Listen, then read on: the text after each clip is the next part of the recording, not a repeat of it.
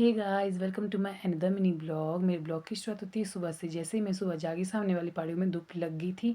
उसके बाद मैं यहाँ पानी भर रही थी क्योंकि मैंने फूलों में पानी डाला था। वैसे तो पापा जी डालते थे, लेकिन वो आज घर में नहीं थे, तो सुबह सुबह मुझे पानी डालना पड़ा।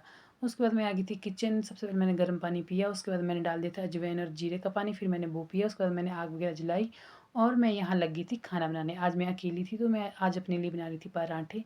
फिर मैंने खाना वाना खाया, तब तक लग गई थी धूप। चाचू के घर के पास एक देवदार का पेड़ है, वहाँ पे बर्फ़ ही बर्फ़ जमी थी क्योंकि शाम को यहाँ पानी दिया था। तो सुबह सुबह मैं और पूर्व गए थे वहाँ खेलने, इसने मुझे मारी, खुद भाग रहा था, फिर मैंने इसको मारी, फिर चला गया था ये स्कूल। और दिन को मैं नहा धो के बैठ गई थी धूप में। और फिर हमारा दिन को प्लान बना आज मुरब्बा बनाने का। तो यहाँ पूजा लग पड़ी थी चटनी बनाने और मुझे दी थी ये खट्टे काटने को। फिर मैंने खट्टे वगैरह काटे, पूजा आ गई थी चटनी पीस के, दो तीन पीसेस बचे थे खट्टे के, तो वो लगी थी यहाँ पूजा काटने क्योंकि मेरे हाथ बहुत ज़्यादा ठंडे हो गए थे। और उसके बाद यहाँ पूजा लगी थी मिक्स करने। वैसे हमारे इस राज्य में खट्टे नहीं होते हैं, ये हमने मंगाए थे दीदी के घर से क्योंकि कल भाई गए थे सामान लाने, तो दीदी ने उनके पास भेजे थे ये। उसके बाद यहाँ लग गए थे हम खाने। हम थे आज 6 लोग खाने वाले।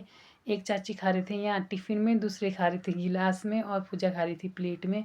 मैं, चाचू और मद्दू बैठ गए थे परात में ही।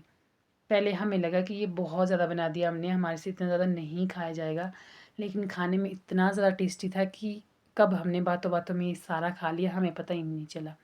साथ में यहाँ हम ढेर सारे गप्पे भी मार रहे थे। कईयों को ये खट्टा लग रहा था ज़्यादा, कईयों को मिर्च लग रही थी ज़्यादा, लेकिन फिर भी खाने को बहुत ज़्यादा टेस्टी था। मुझे तो मिर्च नहीं लगी ज़्यादा, मुझे तो पूरा ही लगा। और उसके बाद दादी भी आए थे, उन्होंने बस 2-3 ही पीसेस खाए। और उसके बाद यहाँ देख सकते हैं आप, ये 2-2 पीसेस एक साथ खा रही थी।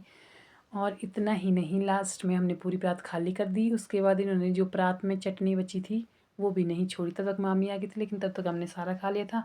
और यहाँ शाम को चाची पीस रही थी बिच्छू बूटी, जिसको हम अपनी भाषा में कुक्ष बोलते हैं। सर्दियों में वैसे ये खानी चाहिए, अच्छी रहती है। और फिर आ गए थे चाचू और एक गारंटी के काम से। तो इस मिनी ब्लॉग में इतना ही। Bye bye.